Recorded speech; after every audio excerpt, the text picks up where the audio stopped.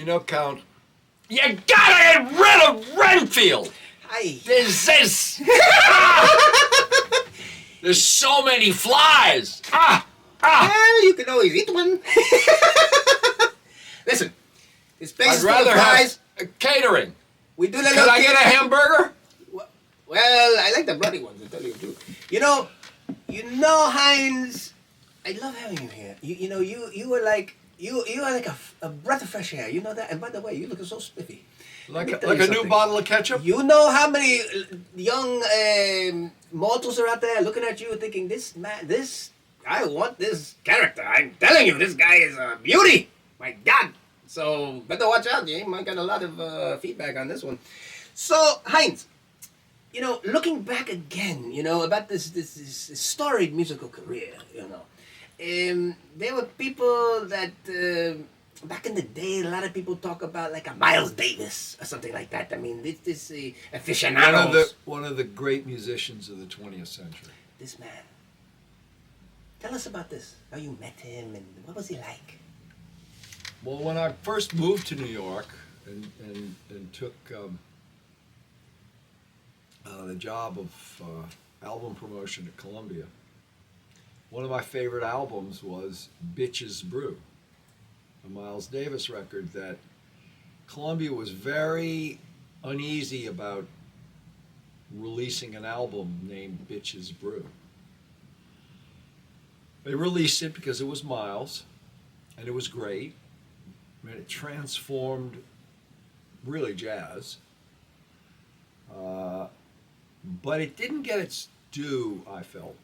So I resurfaced it to every late night DJ in the country.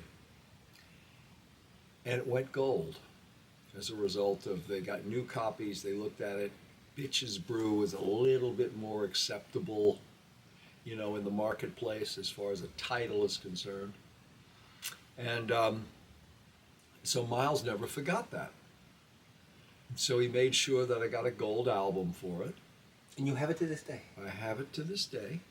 It's a prized possession of mine. I mean, I was a huge Miles Davis fan and a difficult hombre, but he liked me, and I certainly loved his music. And who was he married to? Well, he was married at one point to Cecily Tyson. That's the one. Cecily Tyson. Oh, what a. I had lunch with Cecily Tyson and Miles Davis with Dr. George Butler, who was the head of jazz at Columbia. And I'd since moved on. I was no longer at Columbia. And but Miles liked me, so Dr. George invited me to come to lunch. And I didn't know Cecily was coming to lunch.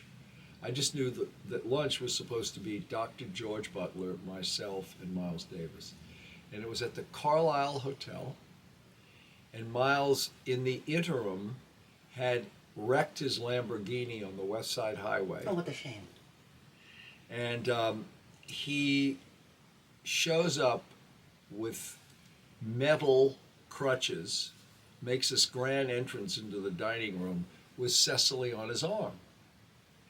And they were no longer married, but Miles felt that it was important for Cecily to be with him, and Cecily felt the same, that his contract was up at Columbia, and so this was negotiation time.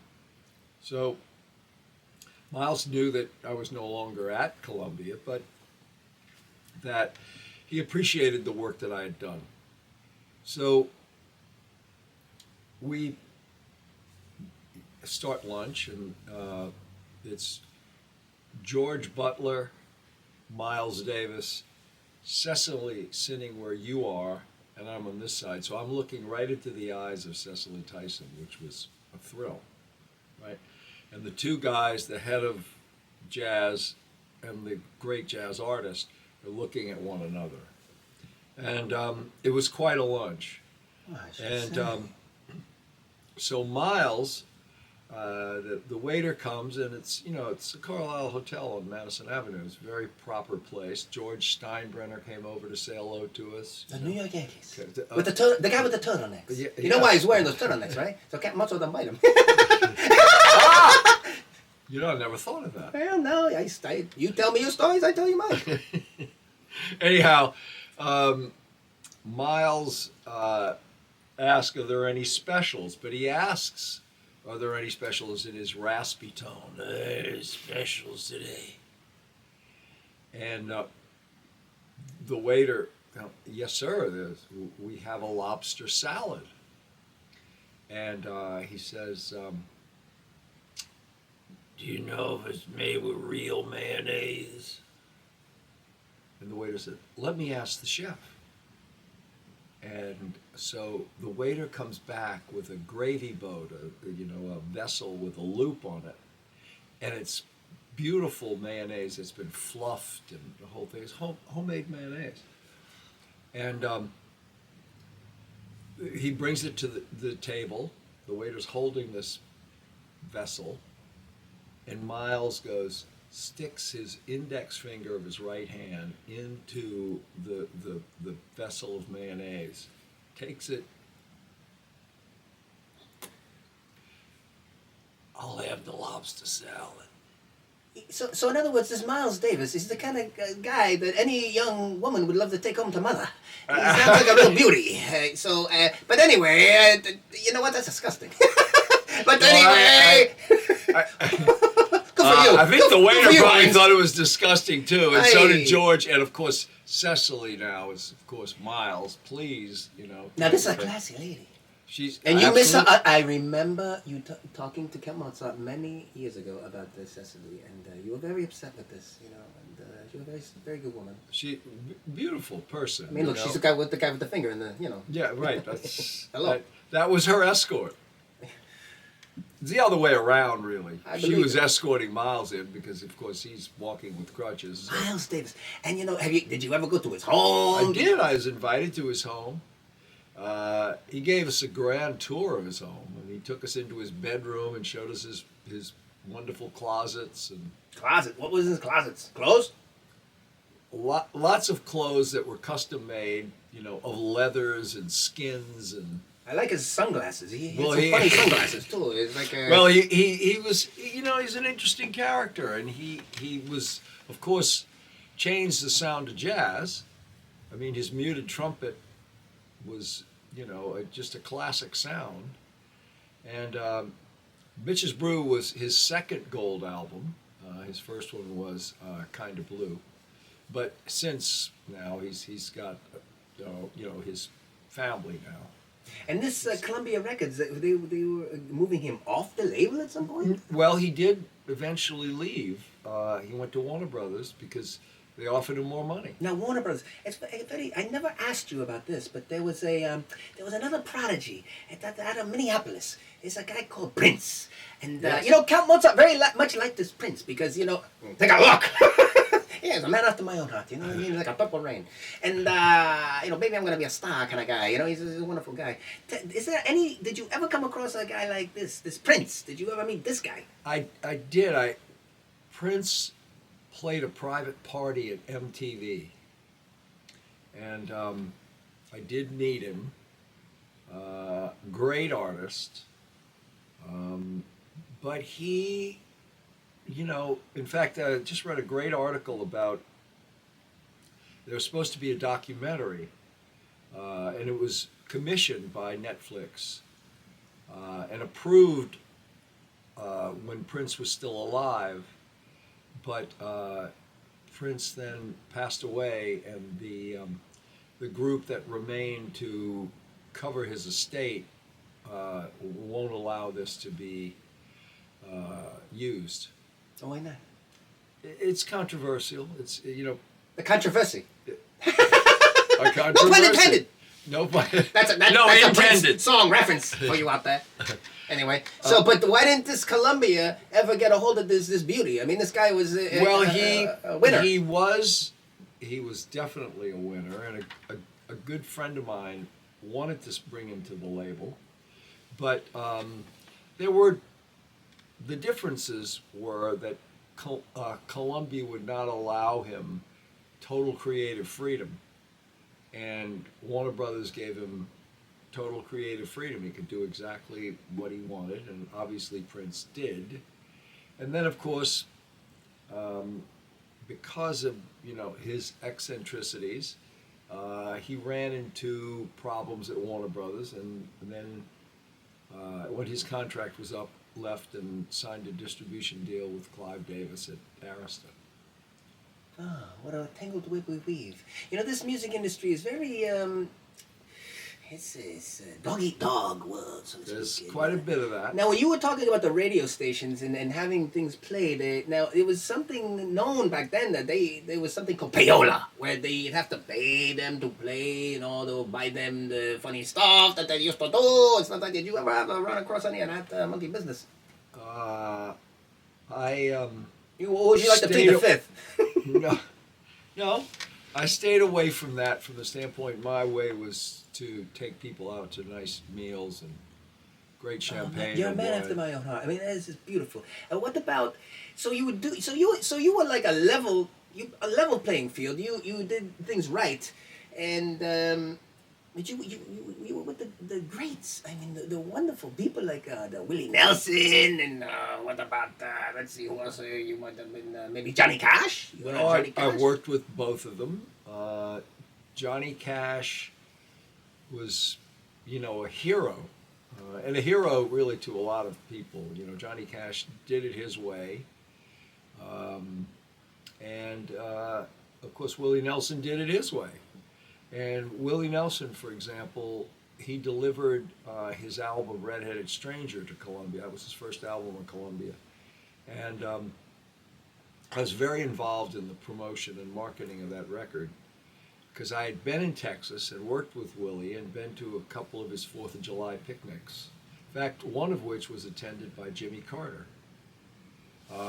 Prior to the 1976 election, the Carter's actually been known now for quite some time as the rock and roll president because a lot of people, raised money for him, whether it be the Allman Brothers or Leonard Skinner or Willie Nelson, artists that really believed in what he had to say and how he would govern the country. America has just lost this president, Jimmy Carter, and he was the oldest living president. Is true? 100 years old. Yes. Yeah. Very, very. And lived a wonderful life, a filled life outside of the presidency.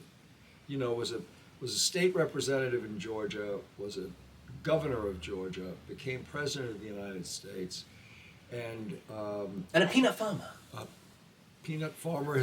He left. He was a graduate of the Naval Academy, and left the submarine service when his father passed away to come home to Plains, Georgia, and to run the peanut farm. Well, we understand now. You will have a new president coming in, and I'm wondering. You mentioned golf. You mentioned Jimmy Carter. I wonder if you've ever run into this guy Donald Trump.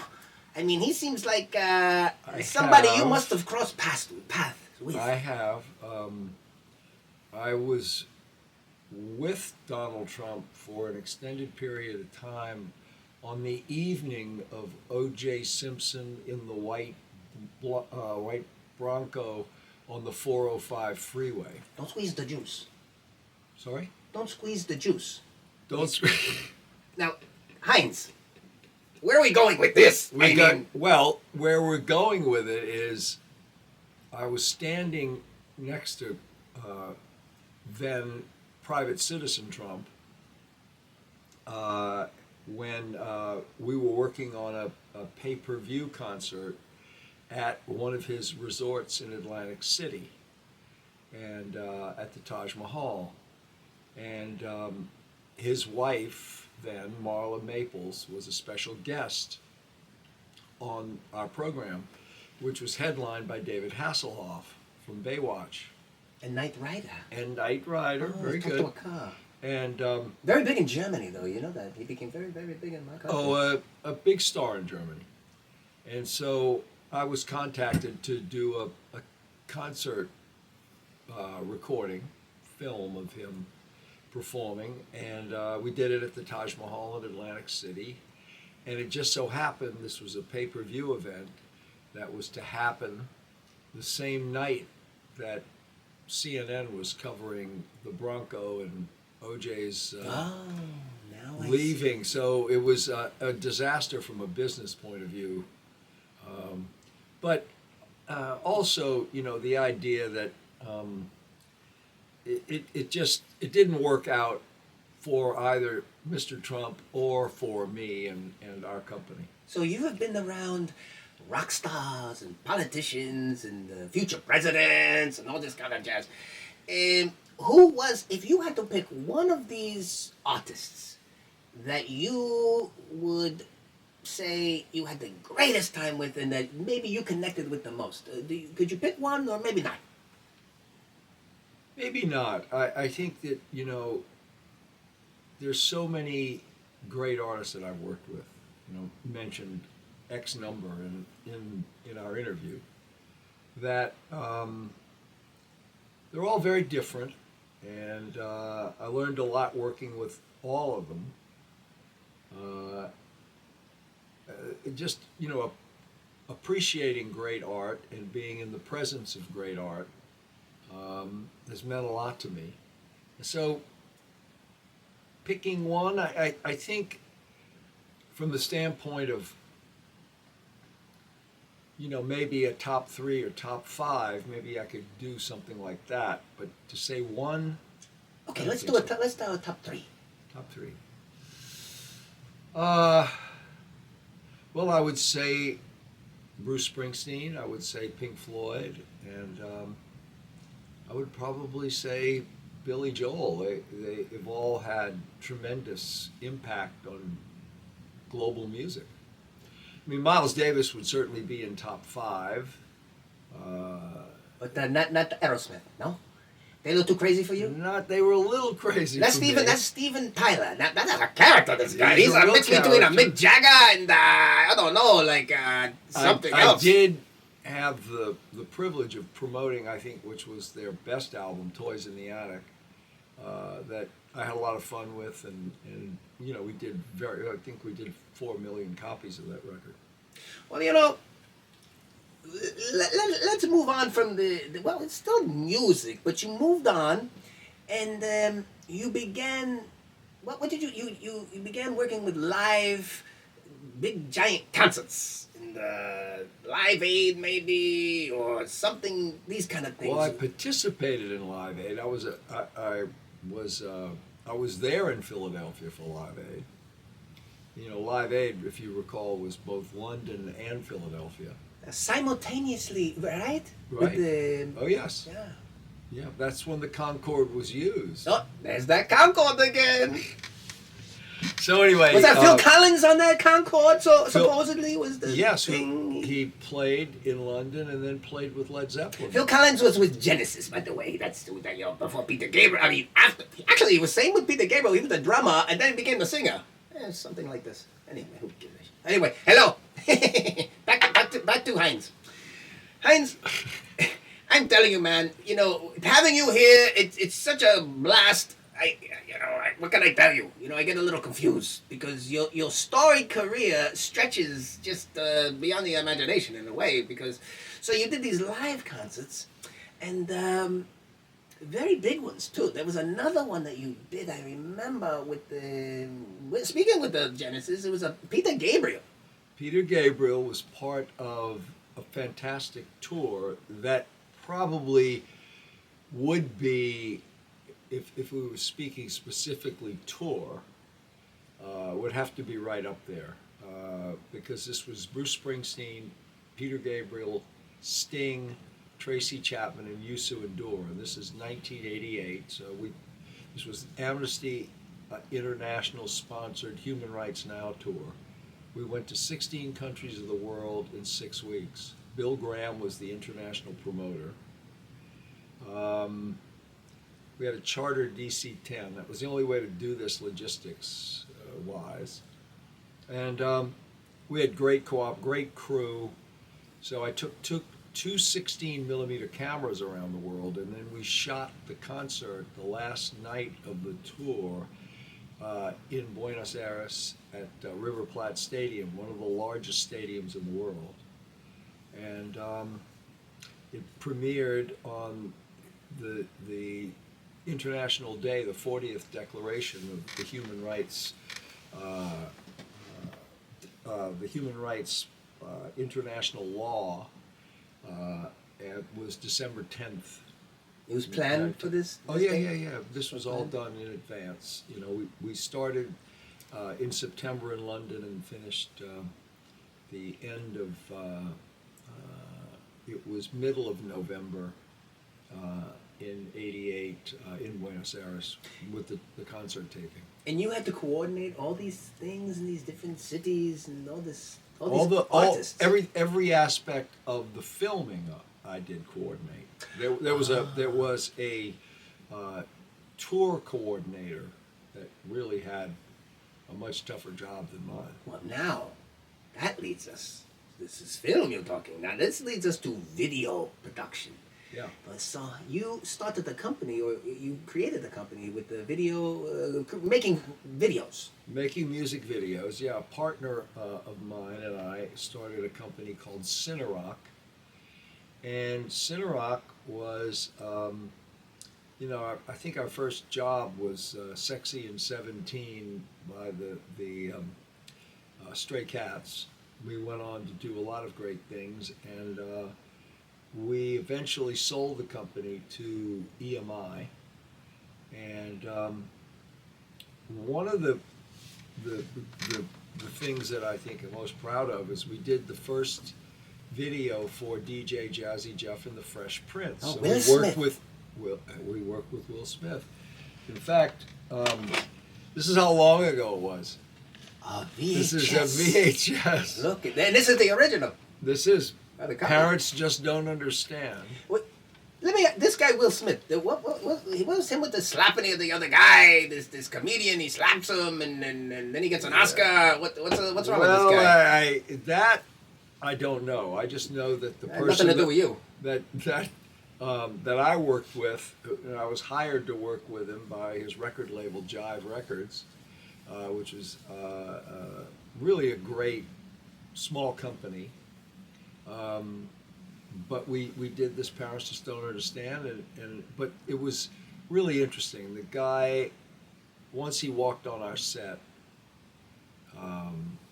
he was a star.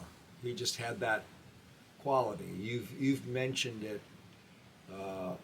in this interview today about Energy. luck and being in the right place at the right time. I was in the right place at the right time in a lot of this, and certainly in this particular instance. Although no one really wanted to play this video, but we eventually got it on Nickelodeon, and it took off. It was wildly successful, this video. It was. With the craziness, old lady running around with a broomstick and all this. Well, a guy by the name of Greg Harrison designed it. He was the set designer and did a wonderful job. A guy named Scott Calvert, God rest his soul, was the director of it. He did a really great first feature. He did Basketball Diaries, which is the film adaptation of Jim Carroll's book. And but for whatever reason, the pressure of Hollywood just got to him. He basically didn't work after that for whatever reason. A terrible story. Terrible story. But Greg Harrison worked Different after story. that.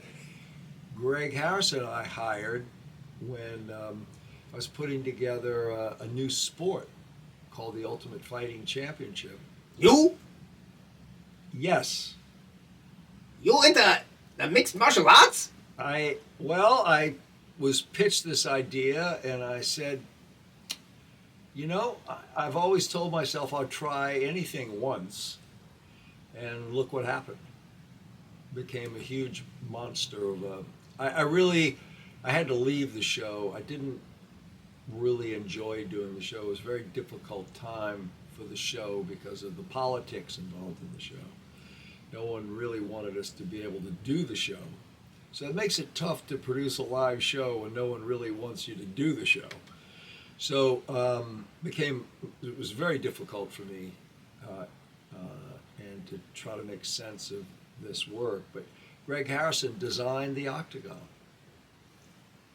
They're still using it To this day. to this day. Now this is the show that, or this is the sport that the Joe Rogan. He, you know he is that right? He was a part of it, not in its infancy, but he became a part of it. I never felt an important part of it, but I always thought the important part of it really were the fighters. They weren't necessarily the people doing the interviews. Yeah, but did you hire this man, or did you? Well, it's hard. It's really hard to go on record because of the controversy that he's created. But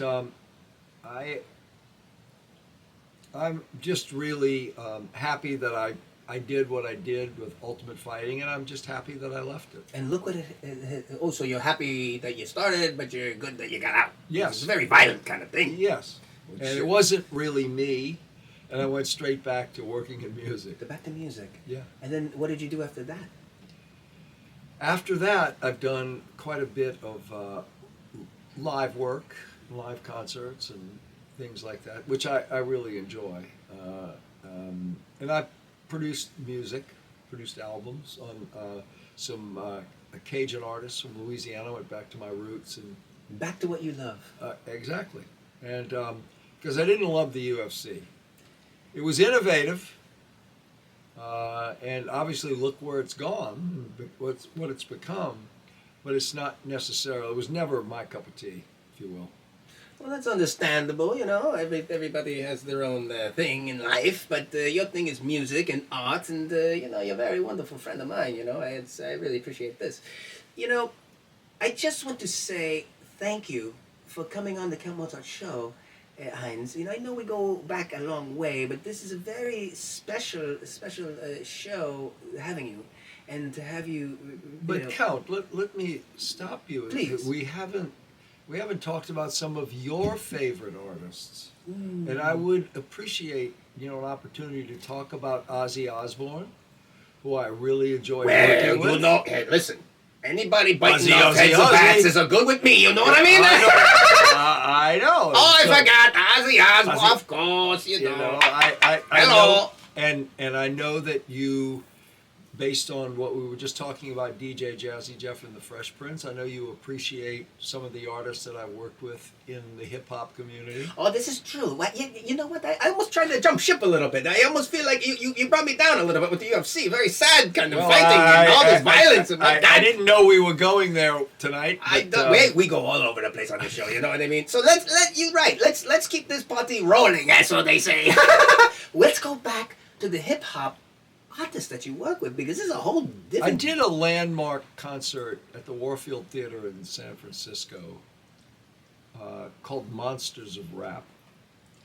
And it was Digital Underground, Naughty by Nature, Queen Latifah, and Tupac. Uh-oh.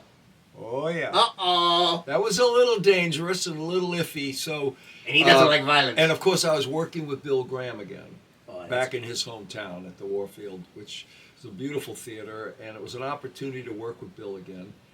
And Bill was, in a discussion we had, we talked about how many metal detectors we would need. And I said, we only need one. And he said, what do you mean, Michael? We've got 4 doors, I said, no, we only need one at the back door. Because the people who are packing are the artists themselves. Uh-oh. And so I hired the group called the Fruits of Islam, members of the Farrakhan Nation. Louis Farrakhan. Louis Farrakhan. And so all we did was we had this great group of men, and they were fantastic, and they were really easy to work with. They wore their bow ties. They were real gentlemen, but no one was going to mess with the Fruits of Islam. They were scared out of their wits. Right, if they were going to even think about bringing any weapons to this show, they probably decided to leave him in the car. Now I must say, Heinz, you must have stood out like a sore thumb. You know what I'm talking about now. I understand, but it was a primarily black audience, but it was also there was an interesting curiosity of white listeners and people. San Francisco is a great diverse music town, so there was. It reminds me, in fact, that show reminds me of a very early influential concert that I went to, influential in my life, which was going to see Ray Charles and the Ray Charles Orchestra and the Raylettes. This is 1962.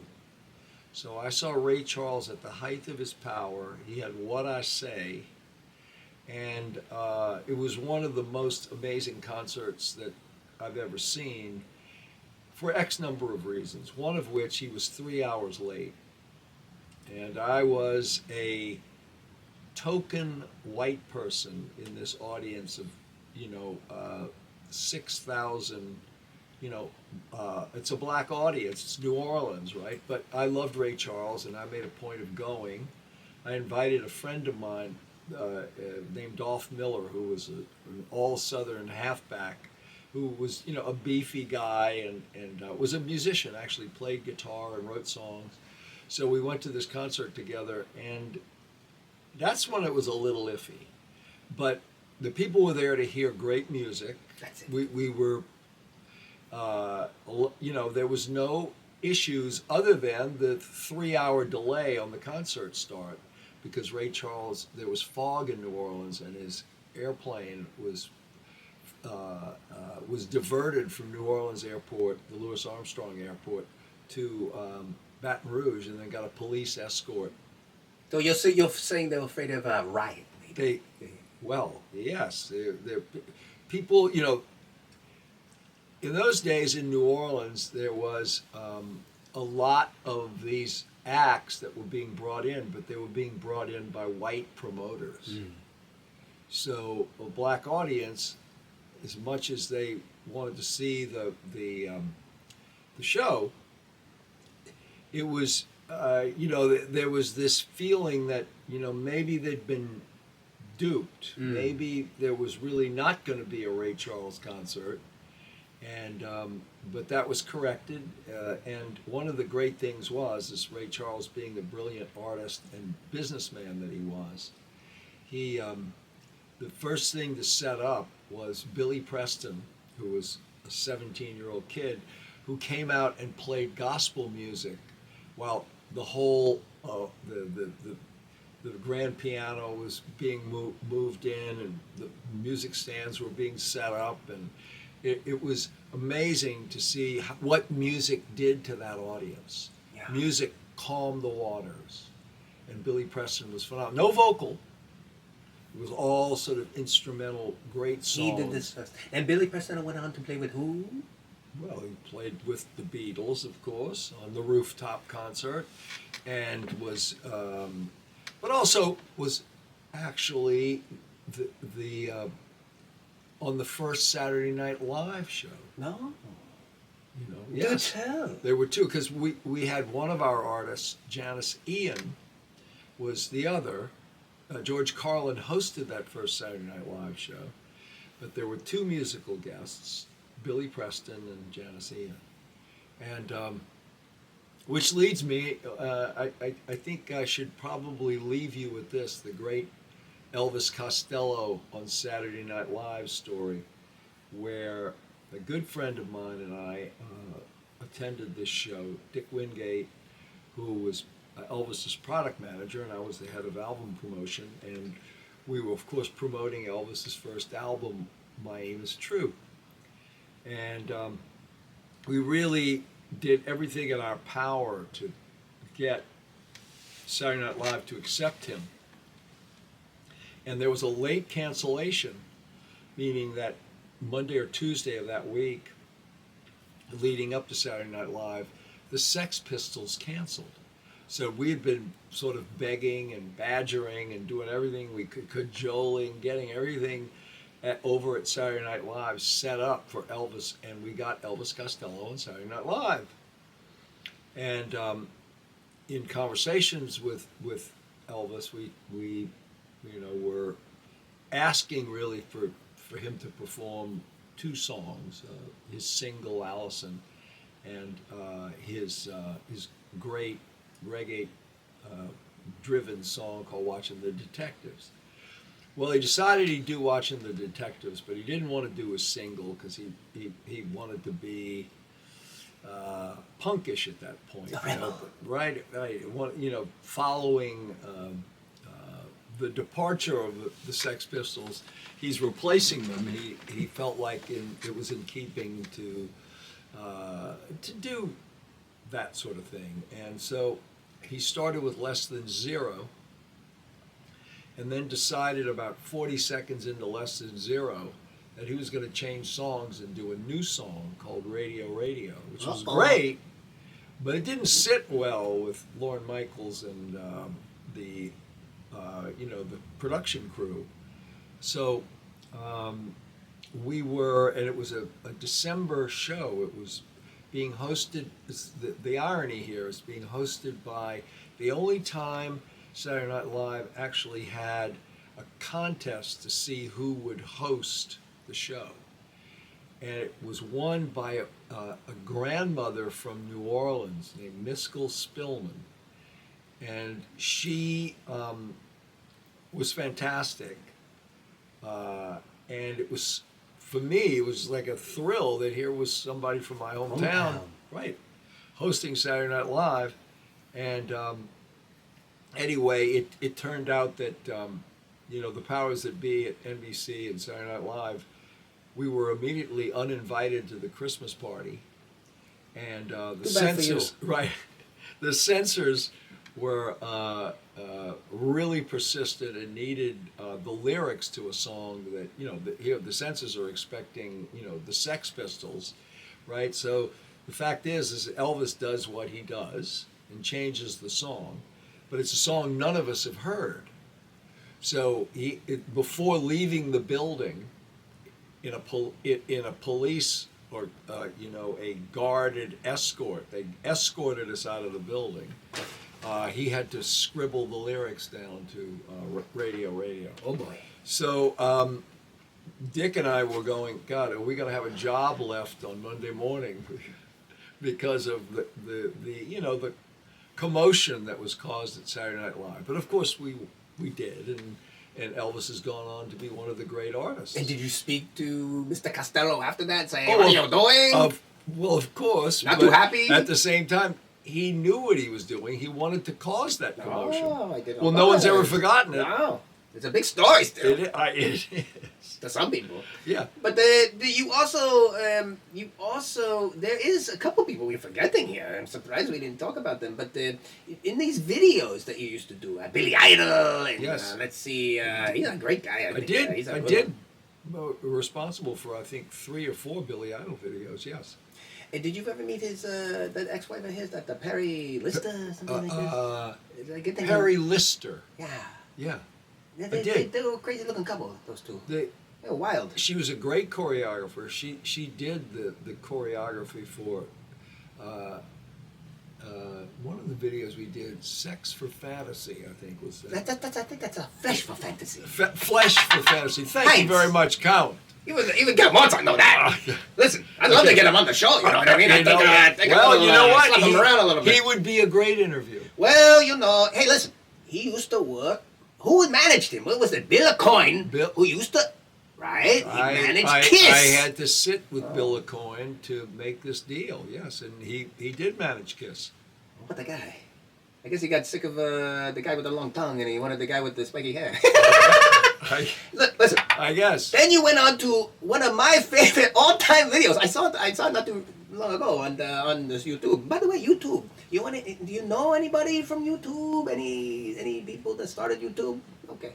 Well, how about the... Wait a minute, that's not true. Oh, you do?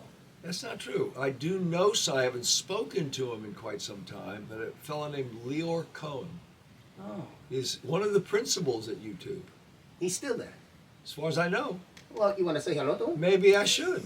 Maybe you should come on the show. Maybe. Maybe we won't get censored or anything like that. You know, I mean, Heinz. No. If I can help you, I will. Well, How's that? that's a good old friend of mine. You know Yeah. what I mean? I help you too. I know. So, you know, listen. The video I'm talking about was, and I loved them so much that Michael Jackson and the Jacksons. They were the Jackson 5, but I think they called the Jacksons at that time. They were called the Jacksons. And I know, because I watched this video, and then I'm waiting for this Michael Jackson to come out and do a moonwalk and do a flip and a twirl and all this, and I see nothing but a big statue, like a mannequin with a glove. Well, in fact, he was a mannequin. He was a wax figure. Michael Jackson decided he didn't want to make the torture video, and he decided by just chartering a plane and flying to Disney World and left his poor brothers there to make a video. Tito too?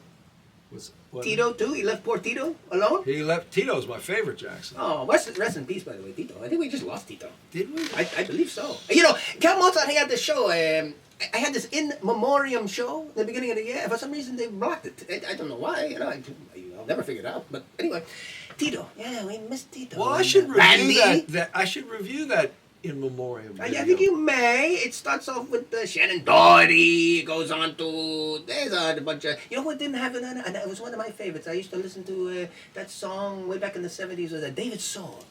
David Soul, yes. yes. David Soul, the Salem's Lot. You know, of course, I like that movie. You know, I don't think the man who wrote it, Stephen King, I don't think he liked it too much. Made for TV. But anyway, you were behind that video with that big mannequin there. That's true. And in fact, it was voted one of the worst videos of all time. Oh, good for you. But for congratulations on VH1. I had a few on that list, but I did a lot of them. So and you did the Hall and Oates, and that guy's got something called Daryl's House. I like that guy. That guy can sing. He's a really good I'd like singer. to get him on the show. You know, he live up in upstate New York somewhere. He does. Yeah, you know, maybe Heinz and Mozart go up there. You know, but you gotta go at night.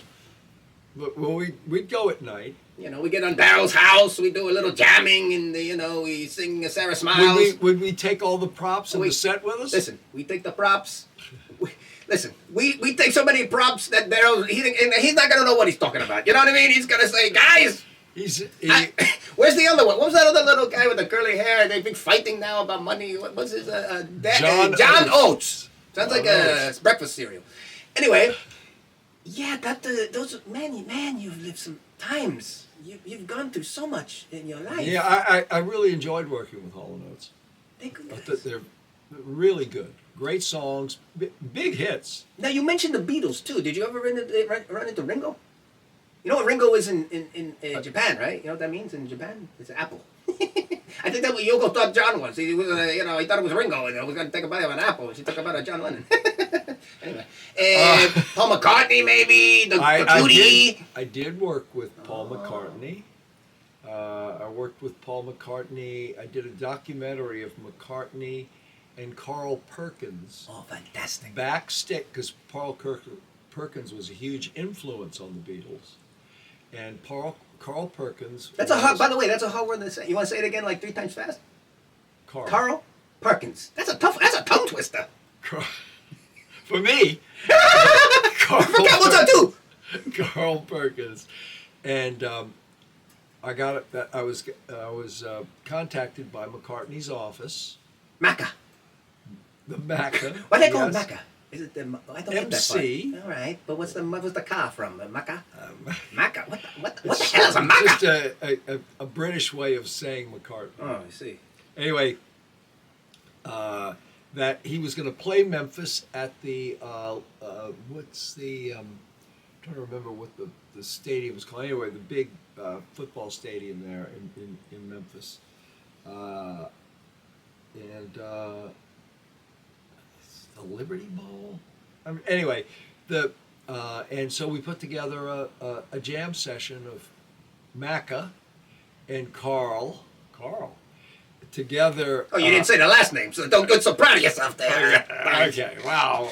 Paul McCartney and Carl Perkins together I love you so Backstage. much. You know what? You put up with Count Mozart all these years. Sometimes, ladies and gentlemen, I like to tell you, sometimes Professor, you know who over here, would like to take Count Mozart to a little strangle, you know what I mean? But he can't. It's the laws of the universe. Well, I think it's probably one of the reasons why you invited me on the show. I remember. So I could get close to strangling you, but not close not enough. quite. That's right.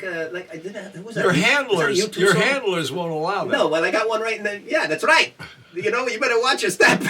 Listen, do you remember that time that It's a great Elvis Costello song. You know, we called gotta Watch get him Your on. Step, I by like the this way. guy. We should get him on the show. Elvis Costello would be great on. Well, look, he can come down to the castle. We treat him very well, and he could talk to his tongue falls out of his mouth. Listen, he's a good-looking guy too. I love those glasses. You know. No, I mean, he's a great guy. what a great guy. Now we'll I get try back to see him whenever he's in and around New York. Oh, there you go. I mean, look at the friends, the company you keep. Nobody like Count Mozart, but these guys are okay too. And there was something. Another person I wanted to throw out there because she's very important right now. She talk a lot of politics, which she should stay with the comedy. It's a Whoopi Goldberg. Yeah. And you knew this Whoopi. What's a funny name, Whoopi? I like that. I like that name. Whoopi, I did an HBO television special with because we both loved a Scottish comic by the name of Billy Connolly. And HBO felt I'd done work at HBO, the Human Rights Now we talked about, and I wanted to do I had seen Billy Connolly on the London stage doing J.P. Donlevy's The Beastly Beatitudes of Balthazar B. Count. Wait a minute. If you have not read that, you should. Carl Perkins is a tough one, but that one you can say? I can say that. I just did. I need a laugh. Hey, I need a laugh track on this show. You need a laugh. I think I do. All right, I'll do the laugh track. Will you laugh for me? Yeah. 'Cause, I mean, it's like a dead air when Mozart does a zinger. Come on. All right. I need a little help. But anyway, this The Whoopi. Beastly Beatitudes of Here he goes Balthazar again. B. You are a beautiful Written man. by J.P. Donlevy, an American expat living lived in Europe. He's gone now. No, what I was going to say before is I remember the time that you invited me out to Norway. You called me up and knocking on my coffin door. You say, come Mozart, come on, I'm down in Trondheim and I'm in Oslo, come. And the only thing that got me to go was your promise. And I don't know if you remember this promise where you say, well, we're having reindeer and you get the blood. So I'm like, hey, I was trying to tell my audience, I don't do any bad things anymore. It's all about the little blood here and there. But I need it. But I'm very environmentally sound. You know what I mean? And that's when you and I shared that wonderful dinner in Trondheim. We had a heck of a time. We had reindeer. We did. And Yes. it was fantastic. Well, you had the meat, but I had the blood. Yeah, It there was you just go. very good. That's sharing. It's Wunderbar. true friendship. I know. You are a true good friend, and So back to this Whoopi, though. So how was Whoopi? Whoopi was fantastic to work with. A lot of fun, but she had a tour manager named Hector Malmutas. Oh no, another name. Right. And she referred to him as Hector the Collector. Probably was. Anyhow, she before the show, she goes, it was supposed to be the show was called Whoopi Presents Billy. Whoopi Goldberg presents Billy Connolly. And so Whoopi says to me, and the deal was with HBO that they were going to, Whoopi was going to do a half an hour and Billy was going to do his half an hour, and hopefully then things would work out that Billy would get a full hour. Well, that happened. So we did a second HBO comedy special with Billy Connolly called Pale Blue Scottish Person, and that was a result of the success of the first Whoopi Presents Billy. But there was trepidation with the HBO crew and myself, actually. Before the show, Whoopi comes to me and says, look, I haven't really prepared for this. This is all about Billy, isn't it, Michael? I went, yeah, Whoopi, but we have a deal with HBO. You're scheduled to do a half an hour. Well, she goes, I don't really have that much in the way of material, but I've got a few good jokes, and I have a song I want to do. It went fantastic. But you know, if it's a song, I really should have known about this, you know, with 72 hours notice, so I could clear the song for air. But all right, what do you got? And she goes, "Oh, I have. I want to do Pete Seeger's 'Where Have All the Flowers Gone?'" And I went, "Well, that's good. I would think that we could clear that with Pete Seeger." Pete Seeger was managed by a guy named Harold Leventhal, who was one of the board members at the Newport Folk Festival that Albert Grossman helped form. Back to that Albert Grossman again. There you go. So I'm thinking, maybe we can make this happen, right? And so Whoopi comes out and does a few jokes and things. She goes, I want everybody to sing along with me. I've got a song everybody knows. I've made a few lyric changes. And I go, uh-oh. Here we go again, ladies and gentlemen. Here we go. And anyway, it worked out. Billy got his hour special, but she changed the lyric line. The lyric line that was changed was, "Where have all the where have all the," she changed it for, "Where have all the Negroes gone?" Oh boy. So it was, "Where have all the Negroes gone? None to Woody Allen movies, no, not one." Oh boy, oh boy. And so not only did we have to clear it, we had to clear the new lyrics being written for the. Anyway, it worked always out, the politics with that Whoopi. It Listen, worked out. It worked out just fine. And you think if you saw Whoopi today, you'd still be like, but you also did an animation show with her. A little. I thing. did. You've done your homework. Listen. Well, we've been friends a long time. Yeah. People don't know this. We did called Whoopi's Little Burg, and Dr. John did the music along with Guy Davis. Wow. So she was very pleased with the music that we put together for her. And now at that time wasn't she with the guy from Star Trek or something? That she was. She was at a time linked to. I don't know. It wasn't Captain Kirk or anything. Maybe no, it wasn't. Wasn't him. Wasn't what's that guy's name? No, it wasn't the original Captain Kirk, was it? No. He's a frisky kind of character. He runs all over the place. William Shatner. Was it William Shatner? No. No. Leonard Nimoy, maybe. No. Maybe Bones. What was that guy's name? DeForest Kelly. Well, whatever. I don't. Let's jump off of her. I didn't mean that to anybody. No, you fill in the blank. Blank Stewart. Oh, Martha Stewart? No, excuse me. Listen, you know what? I love that Whoopi. I remember her in Ghost with that Patrick Swayze. Patrick Swayze. They were fantastic. And Demi Moore. I love all that American stuff. I mean, it really transcends time. No, Whoopi obviously very talented. Good girl. Yeah. And she on that thing with The View and those ladies. Yeah, she's still, as far as I know.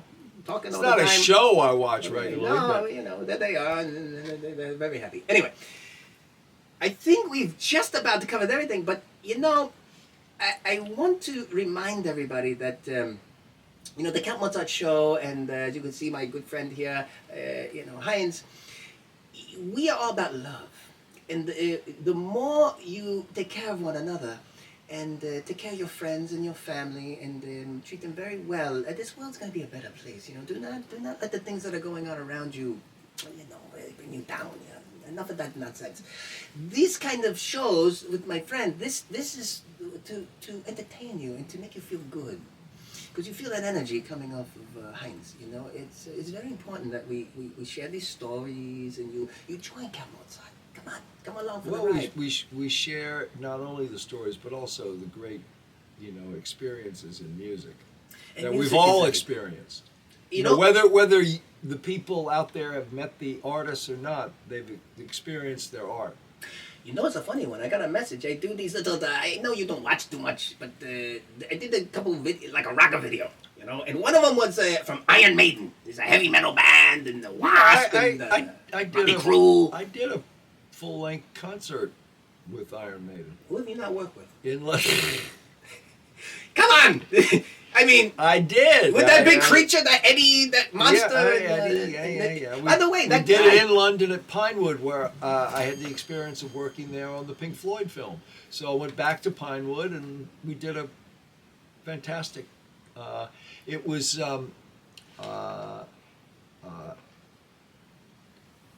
It was the last concert of the lead singer Dickinson. right? Right, and so Bruce Dickinson. Bruce Dickinson, and in a conversation that we had, they had seen the work that I'd been involved in, and were interested in working with me, and so to try to come up with an idea, I didn't know that it was going to be Bruce's last concert, and I said, well, in keeping with Iron Maiden and its persona as a band, why don't we just off him? Why don't we kill him at the end of the show? And they loved that. And I got yours worse than Count Mozart, you know. I know. They hired me on the phone. Oh, you're a man of God. Right. You're gonna kill and destroy And and it everything. was just one of those Jesus, moments Heinz. where I spent the next several weeks in London making this really superb a concert film. And I say that because I didn't know what to expect, really. You know, I didn't listen to Iron Maiden. I certainly knew their power. I knew that they had a huge fan base, but it was a challenge for me to do it, and I walked away feeling like I'd done my job. Well, Heinz, at some point, one day to the audience we will share, your mortal life. I think it's important that we do. A couple times there might have been a slip here and there, but some of these people are going to realize who you were in your mortal life, and you are not that same person anymore. Let's just put it that way. You are very special. You're very powerful. I have been able to transcend the ground that I walk on. It is brilliant. I mean, you literally levitate. But we're gonna end this on a very special subject, and I promise you this. It's very close to your heart, which that means it's close to my heart, my cold heart. But we're gonna talk about a very special person to you, and this person goes by the artist name of Louisa. Now this person has taken Europe by storm, and would you like to touch on this particular person? On a global basis, really. A global basis. She's done very well as a DJ, but an original DJ, performs really only original music. Is she related to you? She is my daughter. Oh, well, that's very special. And that's where she got the name Louisa from? From Louisiana. There you go. Learning everything today, people. She's a beautiful girl, and those videos are knockouts. We're real talent, and I think we should get her on the show. And no Skype, but she has to be right here, no Zoom. I will. We don't play those games. Come out, don't play those Zoom games. No. I will do my best to. But next time I see her, she lives in France, but next time I see her, I'll whisper in her ear saying, she must do your show. She's done a wonderful thing. Count Mozart, he pays attention, he sees all that crazy stuff. I don't know how she does it, staying up all those hours, they do these crazy things. And, neither do I. But I'm up and I'm doing other crazy things, and I couldn't be dancing around. I'd be like feasting all over the place. It's bad for me. It's like, Heinz, I try to tell the audience I don't do those bad things anymore. So I have to drink things I don't like, and it's a real drag, man. But that's the way life goes.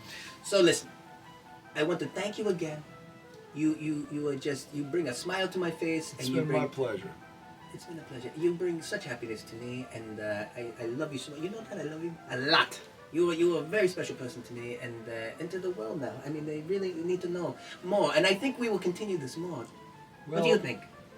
I hope so, because if we're selling love, we couldn't be selling a better product. A man after my own heart. I couldn't say it better. Heinz, I love you. I see you soon.